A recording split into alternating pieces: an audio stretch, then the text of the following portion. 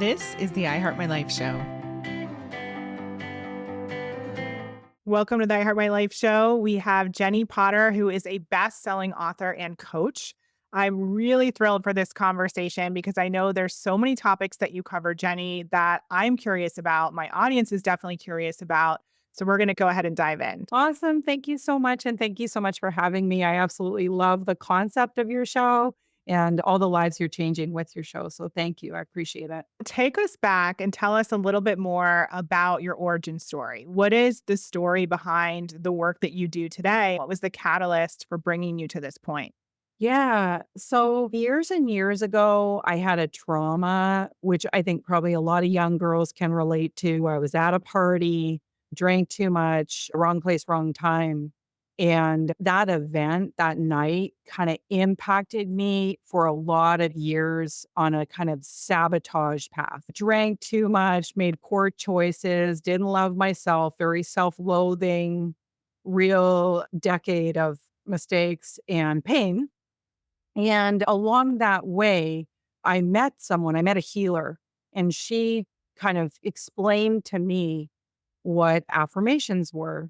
And that was kind of my first experience or step into learning how to love myself.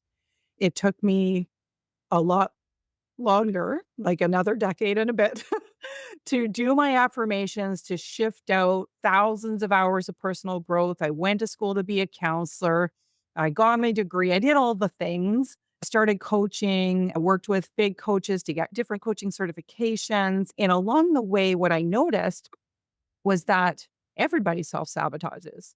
And a lot of people feel stuck. And so I started to dive into why do we know what to do, but don't do it, or do the things that we know aren't good for us? And so that led me to writing my book, Self-Sabotage No More. I just recently launched Stuck No More.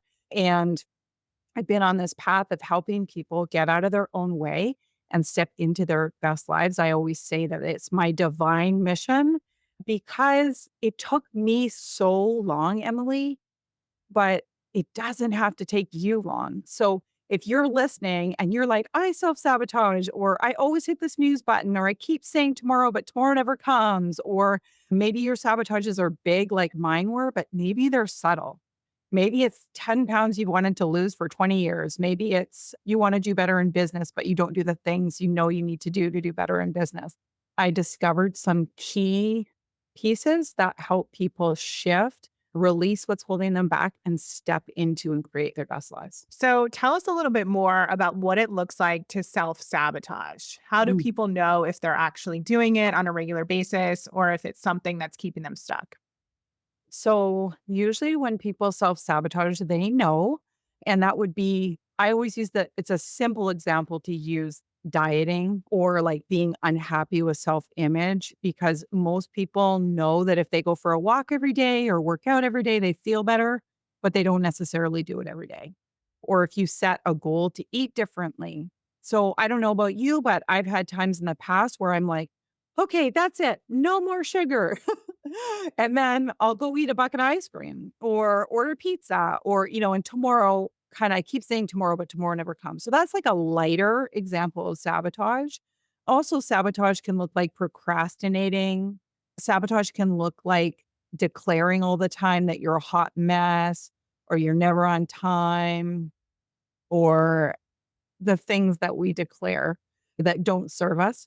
So a lot of times sabotage can look like that. And so if somebody recognizes themselves in what you just described, Mm. whether it's an extreme example or one of the lighter ones, Mm. what can they do to break that cycle of self-sabotage? Right. And the extreme example, because I did give lighter ones, but extreme example would be like binge drinking, drugs, smoking every single day you want to quit, bad choices with partners, not going to work, calling in sick all the time, stuff like that. The number one contributor to sabotage and to feeling stuck is emotions that you haven't dealt with from childhood or adulthood, but most often the biggest ones, what I call the loudest emotions, are from childhood. And I actually call these unprocessed emotions. And everyone has what I call a UPE score. So unprocessed emotions score. Some people have 250 unprocessed emotions. Some people have 2000 unprocessed emotions. And so when I work with people, we identify, and in my book, Self Sabotage No More, I help you learn how to identify what your UPE score is, but then how to clear that stuff. Because it's the emotions that pop up that cause you to procrastinate or hit the snooze button or make a poor choice when it comes to your health, business, relationships, that type of thing. The number one variable for people sabotaging is unprocessed emotion. And what would be an example of that? One of your client examples or something from your life? What would be an example of a common unprocessed emotion or scenario that you see? Yeah. So I always say some people feel guilty all the time. You might have just this guilty feeling like you can't do enough for people, or maybe you always feel bad. Lots of women relate to this guilty feeling, especially because they're trying to make enough money, take care of the kids, be an amazing wife, like all of the things. But a lot of times that guilt stems from childhood of being a good girl or not showing up the way your parents want you to show up. And so maybe it's something as simple as you didn't do the laundry when your mom asked. She came home from a long day of work and just had a breakdown, started crying because the laundry wasn't done. And you take that on like, it's my fault. Mom's sad. Like, okay. And you, instead of processing that, because you have only your mom to process it with, you don't, and you hold on to it. Another way to say it is you resist the feeling of it and you push it down and you don't express it in that moment or release it in that moment. An emotion is a frequency. So, how we know we're sad or happy or angry or any of those things is our organs pulse a certain vibration. We experience that vibration. Our body then releases neurotransmitters, it releases hormones, it releases stuff. And then you feel that butterfly feeling in your stomach or that heaviness in your chest or that overwhelmed feeling in your head. And so sometimes we hang on to that vibration and it then kind of gets louder or rears up every time a similar experience happens. So now it's 15 years later and your friend is upset because you forgot to meet her for coffee. And that old unprocessed emotion gets super loud. And even though it's not really a big deal, you feel like it's a massive deal. Or it affects you every day because every single day you're feeling guilty. And you can release that guilt very simply and very easily. And that causes you to make different choices and feel different and feel better and have more energy. And so obviously people can work with you directly and read your book, Mhm. but is there one way that you can share with us how somebody could release that? Like a simple process or exercise? I have something called the alarm method. Now, there's actually quite a few ways you can release emotions, and I do share those in the book. But the most simple way to just share, right here, right now, is called the alarm method, and alarm is an acronym. So the A is for awareness. So the first step is to actually be aware that you're feeling a feeling. Now that sounds funny, but a lot of people walk around all day irritated or sad or angry or guilty, and they don't even know it because they're so used to that feeling or that vibration. And so you can think about some friends, even like if you thought about a few friends and asked yourself, like, what are they broadcasting? What emotion are they broadcasting? Usually you can guess and be pretty accurate around what people are holding on to or what people haven't released. But regardless, let's just say become aware. Maybe you're anxious. Maybe every time you sit down to prospect for your business, to reach out to people and tell people about your business, you feel this anxiety. Or maybe you're at work and you have to make phone calls to clients and you have this anxiety every time you go to pick up the phone. And so you're procrastinating around it. And so just awareness, what am I feeling? Some people procrastinate, they feel guilt. Some people will feel anxiety. Some people will feel fear or self loathing or shame. So get aware for you yourself. What am I feeling when I'm procrastinating or when I hit the snooze button? Or when I eat that bucket of ice cream, what am I feeling?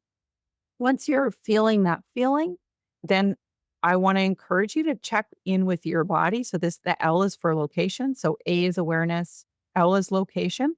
Where are you feeling that in your body? Is it in your stomach? Is it in your chest? Is it in your head? It's really important that you're aware. Most people, 9 out of 10 people can tell you where an emotion is. Most people will feel butterflies in their stomach or anxiety in their stomach. Some will feel it in their chest. And so identify that anxiety where it is. Okay. And then the next step is ask yourself the question. And I always say, don't do this driving, just in case you get upset. But ask yourself the question, when have I felt this before? And not every time, but sometimes you will have a memory.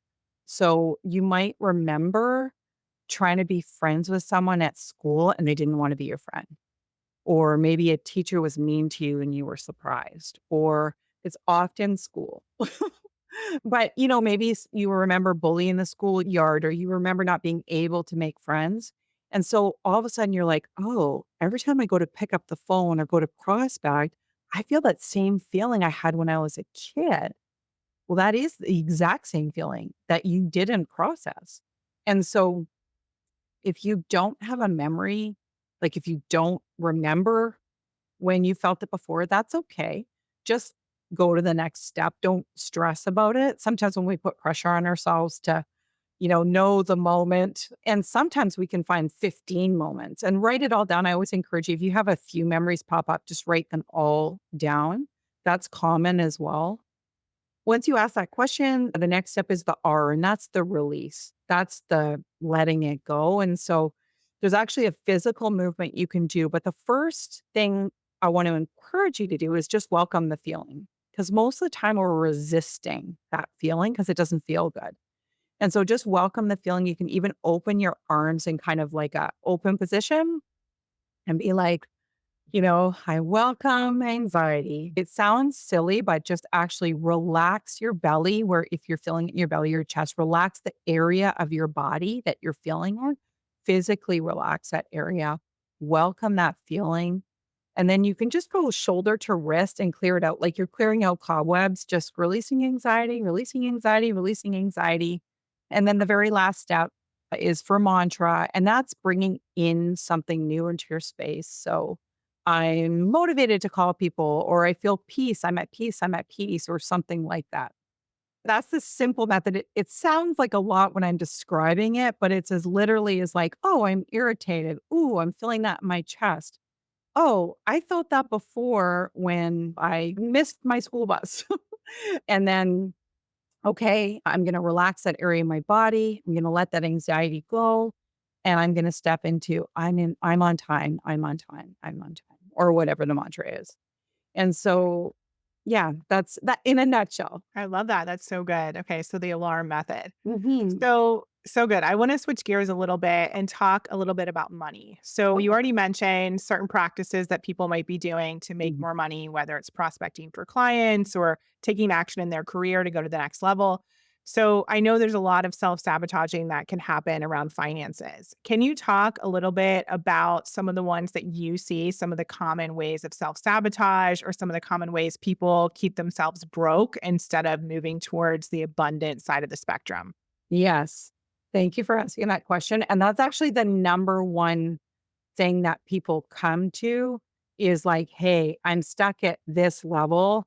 Maybe they're making 10,000 a month, but they've been trying forever to make 20,000 a month, or maybe they're making 200 a month and they want to make 10,000 a month. It actually really doesn't matter the amount, which is so bizarre, but there is usually emotion that is unprocessed around finances. So I'll give a really simple example. I was speaking out for my first book when I first launched it. I would do these affirmations around being successful, like selling hundreds of thousands of books and stuff like that. And every time I did it, I would feel anxious. And I suddenly identified, became aware, okay, walked through the process. And when I got to the when have I felt this before, I remembered that in my last business, when I had been very successful, I had no time with my family. I was exhausted. I was traveling all the time. I was nervous all the time because I was doing stuff out of my comfort zone. And it was like my subconscious is like, dude, if we sell thousands of books, we're going to have to go back there. And we don't want to go back there. So when we set a financial goal, we sometimes trigger the alarm. It's almost like you burnt toast and the smoke detector goes off, but you don't know it's the like you don't know it's toast. So you just run screaming out of the house. So when you set a goal, let's just say one of your listeners sets a goal to make six figures a year. They're okay this year, and that's a big goal for them.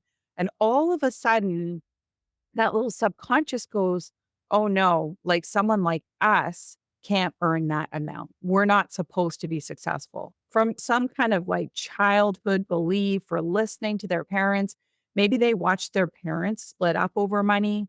Maybe, they watched their parents struggle with money. Usually it's connected. We watch and learn. So however we grew up around money, there's usually some kind of connection. And so it triggers that alarm.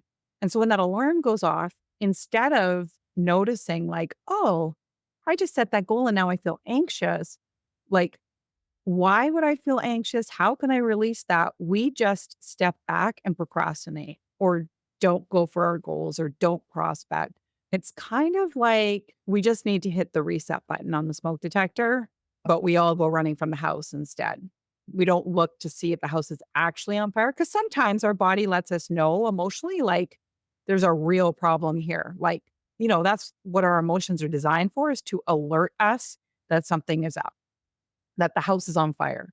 But unfortunately, in this day and age, there's a lot of fires and we go through a lot of fires and we're not equipped as children to deal with those fires. And so some of us are still trying to put the fire out all these years later. Totally. And I see this all the time because I work with a lot of people on money mindset in my courses and programs. And there's often this like fear of success almost, that's underneath all the stuff Mhm. that they're saying that they want. Yes. And like you said, it's kind of running the show and it's causing you to make decisions that are taking you back or are keeping you stuck. And so it's so important to identify what's actually going on and what's beneath the surface Mhm. that's either causing a certain action or causing you to delay. Yeah, absolutely. I mean, there's so much of the subconscious that's running our day to day and definitely running the money show. I mean, I don't know anyone, even people, people will come to me that are earning really great monthly incomes and they still feel like they're failing. And it wouldn't actually matter if they quadrupled what they were making, they still would feel like they were failing. And so oftentimes we've tied some kind of emotion. It's not possible for someone like me. And I used to think like before I got into counseling and stuff like that, I would hear people talk about fear of success. And I would always like, who would fear success? Like, seriously? And then, of course, I've experienced it myself now. So I'm like, oh, okay, it makes sense. It's often fear of success or fear of failure. So if you can identify where that fear came from, you can release it and then you can step into your best life. Yeah. And I'm even thinking about myself because, I recently shared on my podcast that we had this crazy experience with some clients, ended up losing $250,000 right when my daughter was born, had to sell our house, all these things. And so I'm even identifying for myself that there's still stuff that I get to work through around that because it's going to hold me back if there's like this fear of making tons of money, but then losing it. Yes. So that's such a perfect example. And I'm sorry that happened to you. And that is such a perfect example of what happens to you. If you maybe you've been through as an adult, someone is listening and has been through bankruptcy or tried something and failed, right? And so then it's like the subconscious is protecting you. The subconscious is like, no, no, no, no, no. We don't want to earn again because last time we earned, it hurt. It's not safe. Yeah. Yeah, it's not safe. And so it's really powerful to be able to locate it and release it. And that might be the first time, but there might also be precedent for you. Like when you were younger, you might have watched an uncle or a family member go through the same thing. And then your subconscious grabs it as proof. Like, this is Mhm. proof that success is painful.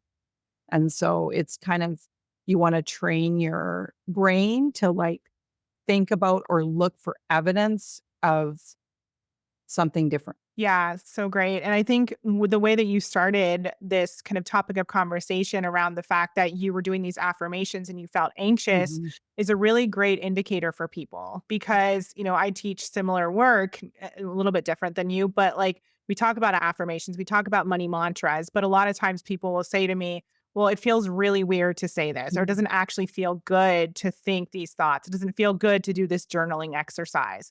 And so I just want to reiterate that our emotions can give us so much clarity. Mhm. It's not about just like going through the motion and writing the affirmation or thinking it over and over. Like pay attention to how you're feeling as well. So you can see if there's something beneath the surface, something that we want to uncover throughout the process as well. Yeah, 100% everything you just said. And, your clients are in good hands because that's the thing, is identifying that stuff when you're doing those exercises. And then just knowing that you can release those in a moment. I think that's one piece that's really missing, is that some people can identify it, but then they don't know what to do with it. In my newest book, Stuck No More, I created something called an affirmation.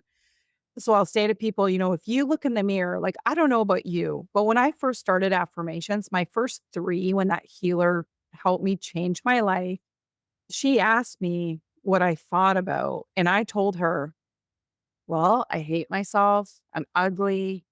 And how could anyone ever love me? I'm so ruined. Like, back then, I was so broken. And she was like, okay, I want you to go home and I want you to look in the mirror and I want you to say, I love myself. I'm beautiful. I'm worthy of love.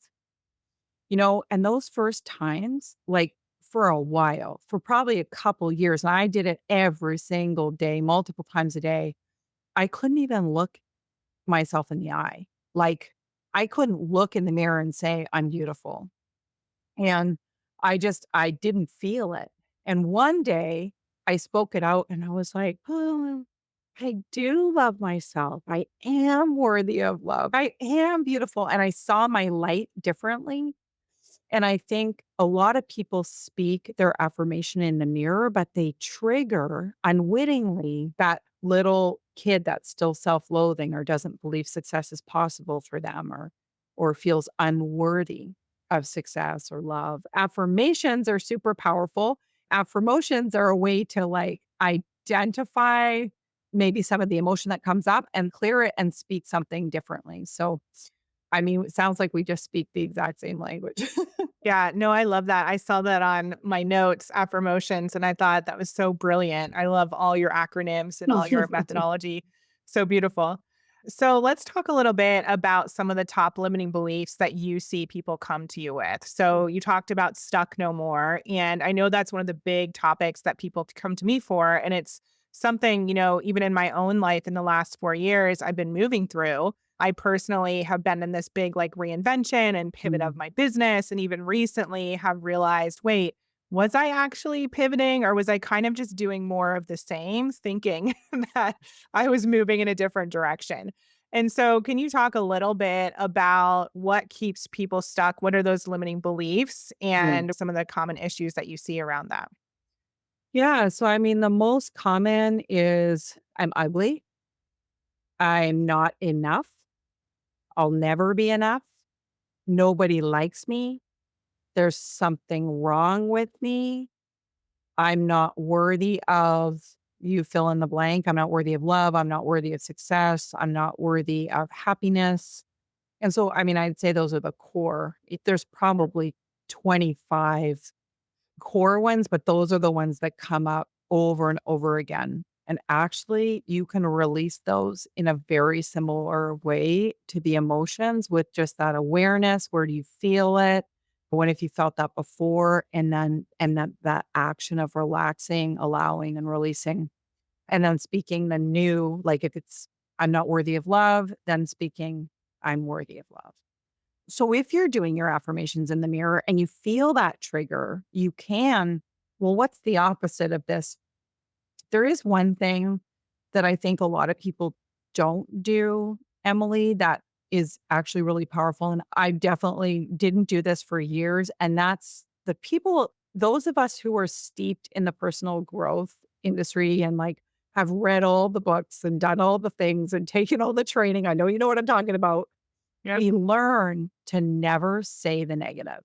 So we learn to never say out loud what we don't want. And I have learned in the last couple of years that it's actually really powerful, not over and over, but it's really powerful to say what you don't want, what you're afraid of, so that you can name it and then clear it. So that's definitely if you're saying your affirmations in the mirror and you're feeling triggered or you're feeling like you're literally like sometimes I would say, I'm a millionaire. And instantly I would hear, you're a liar. No, you're not. You're not a millionaire. You're broke. I mean, this is my 20s, but I'm like, you know, this doesn't work because all I was broadcasting was scarcity when I was saying I'm a millionaire. I wasn't broadcasting abundance, I was broadcasting scarcity. And so I think sometimes if we can say out loud what we're afraid of or what we're feeling that's negative, especially for those of us who've been taught to never say a negative thing, it can be really empowering, really powerful. So let's take that example because I know there's so many people listening that have been through that same experience. Mhm, So if you're saying out loud, I'm a millionaire or I just made seven figures or whatever the amount is, mhm. I'm a six-figure earner Yep. and it feels like you're a liar or you're a fraud or there's no way that's going to happen. What did you do in that instance to stop broadcasting that scarcity and move into abundance? So you could use the alarm method, which is it again, it's simple. Awareness. What are you feeling when you say it? I feel like an imposter. Okay. Where do you feel that imposter feeling? And then locate it. When have I felt like an imposter before? And again, if you don't get an answer to that question, it's okay. Then you can release it like we talked about and then, kind of add a new mantra. So instead of being an imposter, you can now speak out, I am authentic, I'm on the right track, something that you can be in alignment with. That would help. The other thing that I write about in Stuck No More, and actually I've got the book here and it's got like, you can see it's got a balloon and is my balloon method. And the balloon method is very similar to the alarm method. And I like giving different methods so that people, for some people, different methods work. And so with the balloon method, just close your eyes. Imagine that you're putting all of that imposter feeling into the balloon. The balloon's tied to the ground. And then you can give the balloon to God. You can pop the balloon. You can release the balloon. You can destroy the balloon. You can do whatever you want to the balloon. But essentially, it's got a magnetic quality and it's going to draw all of that imposter feeling into the balloon. And to take it a step further, to touch on what we were talking about, write out all of the things that come up when you say, I'm a millionaire. So I'm a millionaire or I'm a six-figure earner. Write out on a piece of paper, no, I'm not. I'm an imposter. I'll never be successful. People like me don't get like say all the negative things, then say all the positive things, because that triggers something as well. So say the negative, say the positive, and then let it all go into the balloon, destroy the balloon, let the balloon go, give the balloon to Jesus, and then start again, speak it out. And you can rate yourself. It's so powerful. You can rate yourself. 0 being I'm nowhere near feel like a millionaire, 10 out of 10, I feel like a millionaire. Okay. So rate yourself, then write out the negative, the positive, put it in a balloon, rate yourself again, and you'll be shocked at the shift upwards towards the 10. So ideally, you get yourself to a 10, but even if you could just release a little bit every day, you can move towards that resonance or being in alignment with making millions with ease. Not that it's about millions, but being abundant. Yeah. Well, we have a lot of listeners who are really excited about financial abundance. So this is Mm, a perfect example. And what about people who say they do feel like a millionaire, or like we talked about earlier, they were a millionaire at one point, but mm, for whatever reason, it's not happening. So, how do you help them identify what's actually holding them back if mm. that sort of like belief system and that feeling of this is possible for me, or there is like a positive emotion around that goal, but it hasn't yet happened. Mm. I would say if you feel in resonance, like you're a 10 out of 10 for a statement, but it hasn't happened for you yet, just keep declaring it, speaking it over your life, acting as if. How would you act if you had $1 million in the bank? How would you wake up? Would you wake up the same? Would you like go and have your coffee and sit on the porch and do your affirmations and write in your journal? What would your day look like? How would your life be different? And then what are the things you can do now that would match that, right? We want to show up as if. And so with my affirmations, I start with I am. And if you are aware of your chakras or know your chakras, this actually is quite a bit in alignment with your chakras, but you don't need to know them. It's just if you start with I am, which is kind of foundational. So let's say I am abundant. And then the next one is I feel abundant, which is a very different statement than I am abundant. And so I am, I feel, I choose is your solar plexus. I appreciate, which is love and gratitude. I appreciate I am abundant. I declare I am abundant. So declaring that, only speaking that over your life. I envision my abundance. So what would it look like? How would you feel? What would the carpet feel like when you stepped out of bed in the morning? How would you feel when you went to sleep at night? I resonate with abundance and then I co-create of my abundance with God. And depending what you believe, I don't know what your listeners, you can co-create with the universe, you can be grateful for. It's up to you, but I always pull in that I am grateful for God for assisting me or that I co-create with God, whatever it is I'm working towards. That's so beautiful. That brings up a lot of emotion for me. Like I can Mm, really feel that in my body. And I think that's so important for people to just practice and be aware of because so often we're just going through the motions mm, and writing out the affirmations or quickly saying them in the mirror. But that exercise in particular, like really gets it into your soul and mm. gets it into different parts of you and helps you embody it so much quicker. Yeah, and sometimes you can feel cool with I am, but maybe you don't declare it. Like maybe you just say it in the morning, but the rest of your life, you're like, the rest of your day, you're like, I can't pay the bills, or you feel sick when you get a bill, or you're not speaking abundance over your life. You're just declaring it in the mirror in the morning and then still acting with scarcity all day long. And so this can help you adjust that. If you looked at your life and asked yourself, well, when did I easily manifest something?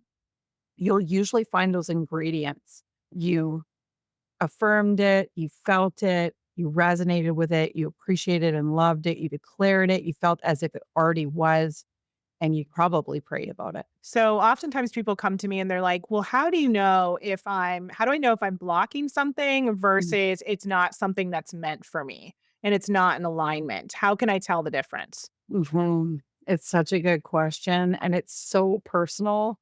I mean, I actually use muscle testing for everything. Amazing. So if you know how to muscle test, Yeah. then use that. But sometimes I always say if God's put it on your heart, then it's probably a timing thing if it hasn't happened yet. And so then the next question would be like, well, how do you know if God put it on your heart or it's just something you want? And usually there is a resonance, like that goosebumpy feeling, or like you've always wanted it since you were a kid. I don't know that there's a simple answer other than if it has come from your heart, if you close your eyes and check in and ask yourself, well, what do I truly want? Because usually when people have like money goals, they don't want money. Money's just paper. What do they want? They want freedom, or they want time with their family, or they want to travel, or they want to be a stay-at-home mom and but be abundant in being a stay-at-home mom, or they want to buy their kids all the things they never had when they were a kid, or. So usually the money goal, nobody wants money. I mean, it's okay to want money and money's great, but like if you were just in a room with a pile of money, like, what are you gonna spend it on is actually the question. And usually that question will guide you to your mission, to your purpose, to your goals. I usually give one of two homeworks. One is if you had $50 million today, what would you do? Get the boring stuff out of the way, pay the debt, pay off mom's house, like what, not boring, but you know what I mean? Like just Yeah. the stuff, right? The checklist. And then what would you do? Usually that will get you more clear on your next steps or your mission. Thank you. So, one of the questions we always ask all of our guests here is what is one way you'd recommend our listeners create a life better than their dreams? Because we always feel like our mind is so much more capable than we give ourselves credit for. We can do so much more in our lives. So, what is one way that we can create a life better than our dreams?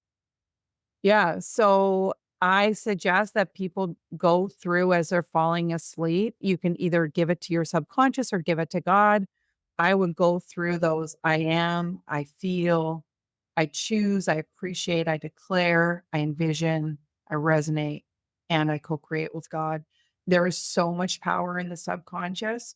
The best way to talk to your subconscious is when you're relaxed, and most people are so busy that I hate to add like a new thing they have to do every day, but everyone goes to bed at night. So if you could go to bed at night and give instruction, you could either say, "Hey, God, I need help with this," or "Hey, subconscious, can you give me an idea or show me opportunity or help me heal?"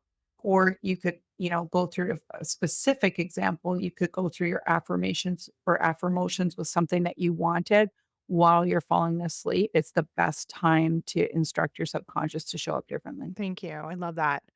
So, you have your two books, Sabotage No More and Stuck No More, so people can find those. Mhm. Where else can people find you and connect on working together or learning more from you? Yeah, so jenniepotter.com, and Jenny is with an IE, so JenniePotter.com. You can grab my books. Well, it'll take you to Amazon, but you can grab my books from there and then also check out my courses on self-sabotage and my coaching packages and things like that. And there's lots of free resources. There's a free resource bundle on there that includes that alarm method we talked about, the balloon method, stuff like that. And final question. So, what is one thing that you've been moving through that's been, a thing that where you felt stuck or out of alignment? What is something that you personally been working on? Yeah, so my husband and I are empty nesters. And so we've been working on that balance between like we kind of want to sell everything and live in a bus, but at the same time, I don't really want to live in a bus. So it's just like I want the adventure, but I also want the stability and the home base. So we've been working through that, creating, well, where's a space that could be a home base that we could also go on adventures from? That's our current journey. And we have put the house up for sale. So we're in action with it. And together we vision, dream, and do our affirmations together to create. And we're still working on it. We don't have 100% clear vision together yet. And was your husband always open to this process, or is that something that he kind of came on board with later on? I'm so blessed that he came on board with me. It was definitely something that he wasn't really aware of his words and things like that when we first got together. But I have always included him in any of the personal growth stuff that I've been doing. And then he corrects me. So if I speak out something that I don't want, he'll say, "Well, careful what you're speaking out," which is really helpful and also sometimes annoying. Yeah. No, I get that. I'm also married to a coach and personal development junkie. So Yeah. amazing. Well, thank you so much, Jenny. I'm so grateful for this conversation and for all the wisdom that you shared, all your methodologies, all of the incredible acronyms and practices that we can put into place. So, thank you so much for doing this work and for being here today. Thank you so much for having me on the show. I just love the concept and I love everything you're doing. I really appreciate you. Thank you. Thank you. One more thing before you go. I've created a dream life guide to support you if you're in a transition or just trying to get clear on what it is that you actually want. You have a feeling that you're meant for more, there's something else available for you. This guide will support you in getting that clarity and understanding any of the mindset blocks that may threaten to hold you back, and then get into action to the results that you are craving. So go to emilywilliams.com/guide to get this free guide today, plus a bonus walkthrough where I go through all of my framework and the steps that I take to support women just like you in creating their dream life. So go to emilywilliams.com/guide.